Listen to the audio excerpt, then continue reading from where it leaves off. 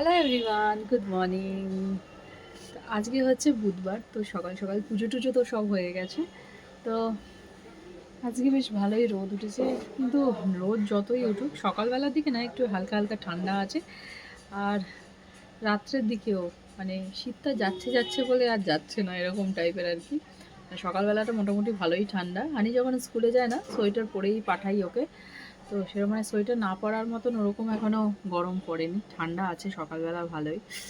তো যখন বেলা হয় রোদ ওঠে তখন একটু গরম লাগে আর কি।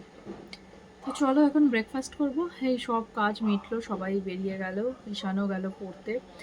তো আজকে মাধ্যমিকের লাস্ট ডে, ওটাই বলছে আমাদের পাড়ার মধ্যে, সেটাই শুনছিলাম। তো ওয়েস্ট বেঙ্গল বোর্ডের তো আজকেই বোর্ড এক্সাম শেষ হয়ে যাচ্ছে।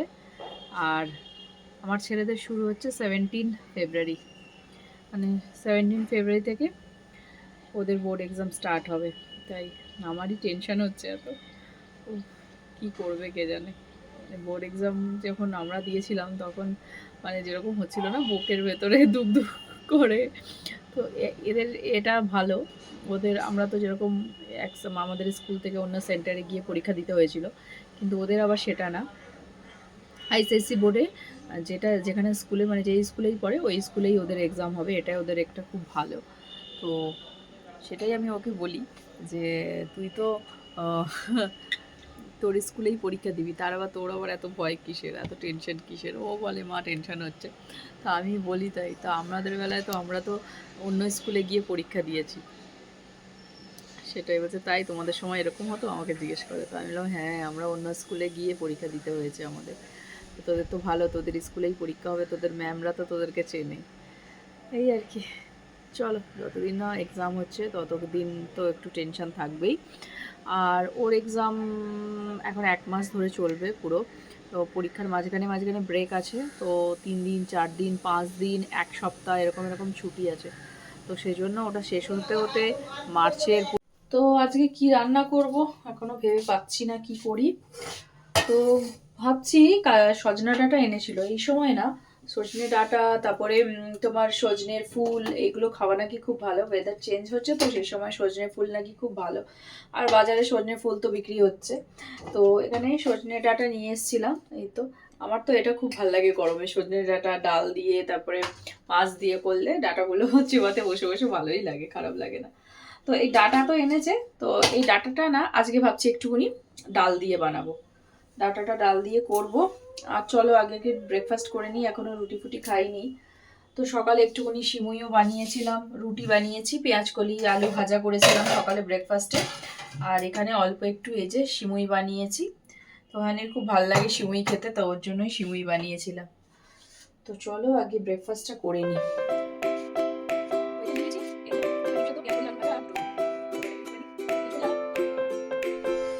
পেঁয়াজ করি না, এরকম পেঁয়াজ করি আলু ভাজা রুটি দিয়ে খেতে খুব ভালো লাগে।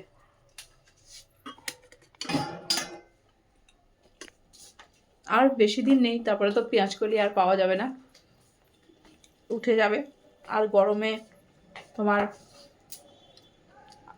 ঝিঙে পটল ভেন্ডি এইসবই পাওয়া যাবে, তখন তো আর পেঁয়াজ কলি পাওয়া যাবে না।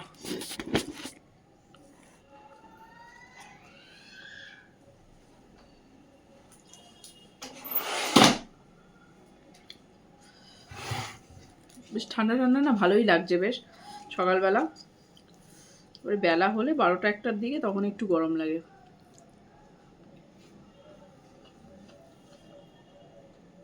আমার মনে হয় ওই হোলির পরপরই ভালো গরম পড়বে। আর এইবারে হোলিও তো তাড়াতাড়ি এইবারে পড়ে যাচ্ছে। তো আমি হানিরও পরীক্ষা, ওর পরীক্ষাও মানডের থেকে। তো আমি বলছি হোলি তো শেষ, মানে পরীক্ষা তো শেষ হবে না, হোলি তার মাঝখানেই হোলি, তাহলে এইবারে আর হোলি খেলিস না।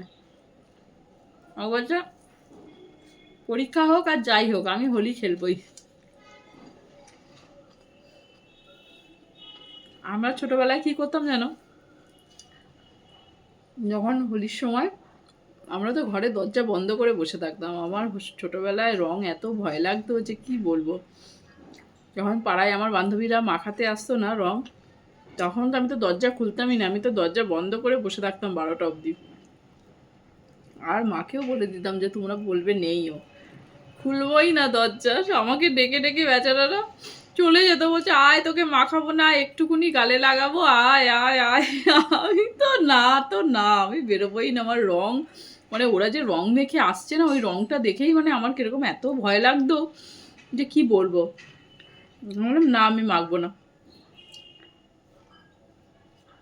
সেই কথাটাই মনে করি। আর এখনকার বাচ্চারা রং দেখে ভয় কি পাবে, ওরা রং খেলার জন্য অস্থির। আমাকে বলছে বড় একটা পিচকারি কিনে দিই, আমি এইবারে আবার রং খেলবো।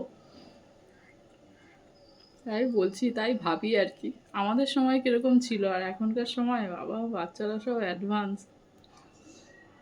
আরো রঙে আরো বেশি আনন্দ পায়। আমাদের তো হোলির দিন দেখবে তোমরা, শুধু হোলির দিন তো সকাল থেকে হানি ঠান্ডা লেগে যাবে না, না চলো তাড়াতাড়ি চলো তাড়াতাড়ি চলো, রান্না পর্যন্ত করতে দেয় না। তো এখানে না আমি ছোলার ডাল সেদ্ধ করে নিয়েছি। ছোলার ডাল দিয়ে এই ডাটাগুলো করব। তো ডাটাগুলো না প্রথমে একটুখানি আগে ভেজে, এখানে চিকেন বের করে রেখেছি, ভাবছি চিকেনের ঝোল করব। এমনি আলু দিয়ে প্লেন পাতলা ঝোল করব। এখানে পেঁয়াজ টমেটো কেটে রেখেছি, তো ব্যাস এইটুকুনি করব। তো চলো আগে ডালটা ফোড়ন দিয়ে দিই। ডালে এটা দিয়ে সেদ্ধ করলে না আমার ভাল লাগে না, ডাটাগুলো একটুখানি না ভেজে দিলে ভাল লাগে না।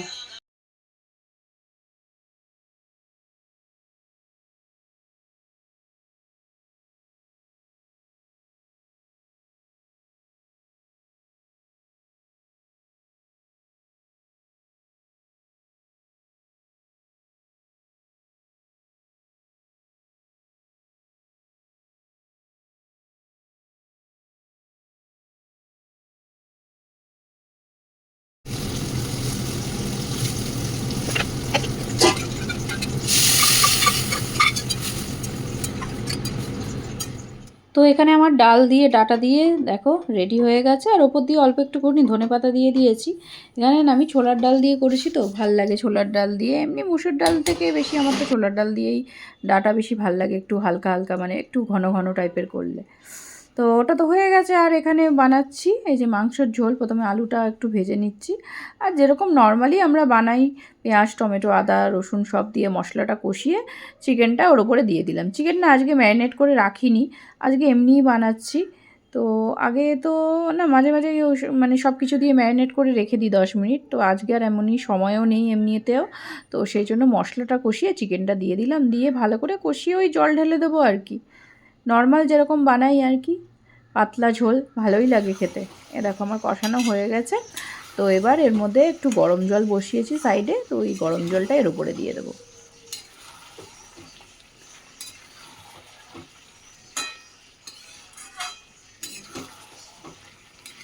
আর চিকেনের রান্না, চিকেনটা না এমনি কষাই বেশি ভালো লাগে খেতে, কিন্তু সবসময় তো কষাটা খাওয়া ভালো না, একটুখানি পাতলা ঝোল করলেও মানে ভাল লাগে খেতে। তো ওই পাতলা ঝোলই করব।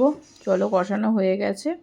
আর এত সুন্দর রোদ উঠেছে না, তো একটুখানি বালিশগুলো একটু রোদে দিয়েছি, তারপরে একটুখানি পাতলা পাতলা ব্ল্যাঙ্কেট এখন গায়ে দিচ্ছি। অত মোটা ব্ল্যাঙ্কেট তো গায়ে দেওয়া যায় না, সেগুলো ছাদে গিয়ে মেলে দিয়ে এসেছি।